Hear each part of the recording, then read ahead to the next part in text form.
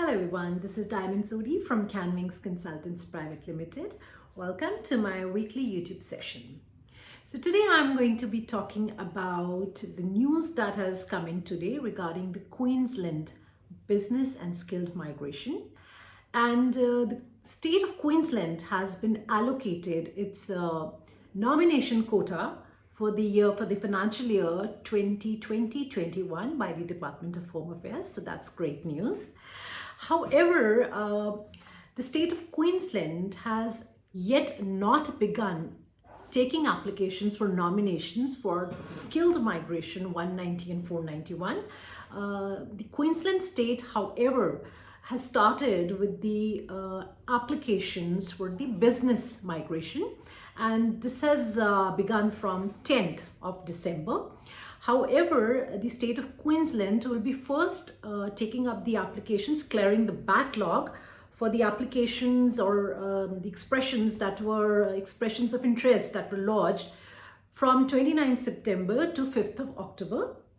And the expression of interest lodged after that will be processed once the backlog is clear, and hopefully by the 25th of December, the nominations for business migration, mind you, it's not skilled migration, this business migration should be through. And in the month of January, end of January, we hope to have the nominations for subclass 190 as well as subclass 491 picking up. We do have news that the state of Queensland will begin accepting applications, or let's say sending out the invitations to apply for nominations for subclass 190 as well as 491. So what are going to be the criteria? The criteria for a subclass 190 and a subclass 491 under the skilled migration program will be as follows. The nomination points, the threshold points required will be 65, and the applicant will be required to demonstrate at least competent level English. The concept of competent level English is a 6 bands in each section in the IELTS, or a 50 across all 4 in PTE academic. Along with that, the applicant would also need to have 2 years of work experience in their field. The age of the applicant should be less than 45 years. And of course, the applicant must have a positive skills assessment. Now here the two aspects or two criteria I would like to detail upon. One is that the occupation should be listed on the QSOL, that is the Queensland's skilled occupation list. And the applicant must have 2 years of experience. Now, let me elaborate on this for you. A lot of times, okay, let's go with the example of a marketing specialist who probably had 5 years of work experience, applied to the VEDASIS for a skills assessment, did not have a highly relevant qualification, and therefore out of the 5 years, 3 years had been deducted.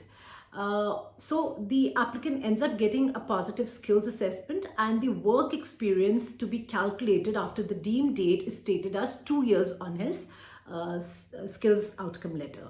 So technically, despite having 5 years of work experience, what the applicant can claim with the state nominating authorities or with the immigration department would be technically 2 years. Similarly, let's say if the person had 4 years instead and 3 years were deducted, and on the outcome letter it just has it states 1 year. In that case, the applicant will not be able to apply for a nomination with Queensland because he or she would not be meeting the minimum criteria for a 2 years. So the 2 years should be either mentioned on the outcome letter, or after the outcome letter is received, it should be amounting to 2 years. If you need more clarification on that, please feel free to email me and I can help you with this. I can help answer this for you. Now, what is the process basically? So the process here is slightly different for Queensland. First of all, let me clarify that you do not need a higher score.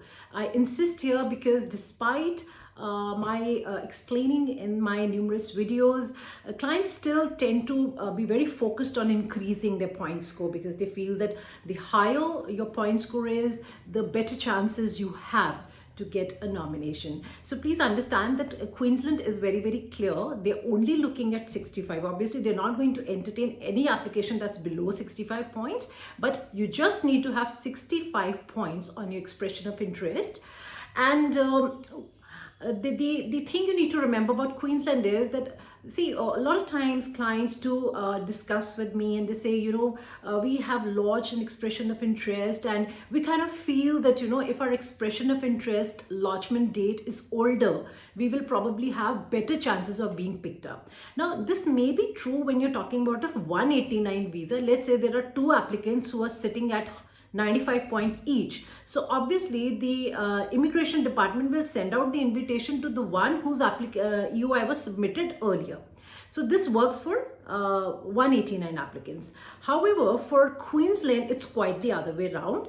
The state of Queensland actually expects you to lodge a new expression of interest. So how this is really going to work is that, let's say in January end, once their occupation list is released and they tell you that, okay, fine, we're now open to receiving nomination expression of interest, you have to lodge an expression of interest both with the immigration department, a new expression of interest. Let's say you had lodged an expression of interest about 6 months back or 1 year back. So you will need to withdraw that and lodge a new expression of interest with the Department of Home Affairs and indicate Queensland as your preferred state of migration.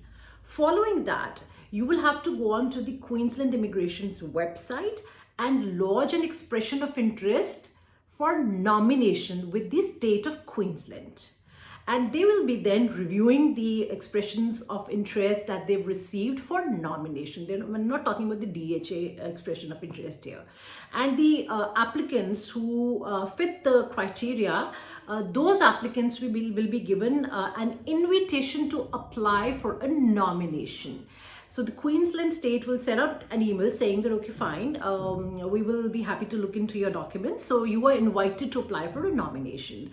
And then you will have 14 days from that day onwards to lodge your application for a nomination, submit a nomination and submit all the documents in support of your application for a nomination. And once the application for a nomination has been approved, you will get an invitation to apply for a visa from the Department of Home Affairs. So this is how the process for the Queensland nomination begins. So with this, I'd like to just end the video here, and I'd like all of you to look into this one little fact that though Queensland has stated that they will be giving priority to occupations that are on the critical or are associated with the critical occupations. Let me tell you, the critical occupations does not mean the 16 occupations that are listed, but a lot of industries that contribute to the fulfilling the critical needs. So that those could be a large number of occupations there. And like I just shared with you that they will be taking up applications for nominations in January end, which means that you need to hurry up with your skills assessment. Make sure that you have your skills assessment absolutely approved, your English proficiency tests taken and cleared, so that by January end you are in a position to apply for your Queensland nomination. And again, our number remains the same. It's 78498 78498. Our email ID remains the same. That is CaanWings@gmail.com. That is CaanWings@gmail.com. Please send us your CVs. We'll be happy to review your CVs and assess your eligibility for skilled migration to Australia.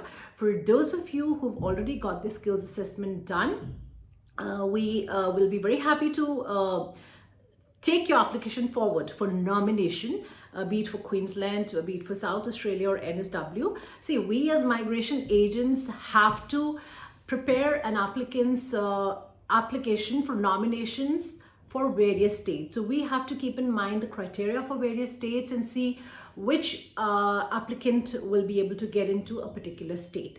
So you need to make sure that your applications are with us well in time so that we have enough time to prepare your applications against the specific criteria of each state. So I look forward to hearing from you, your questions, as well as your CVs. And until next time, bye-bye and take care.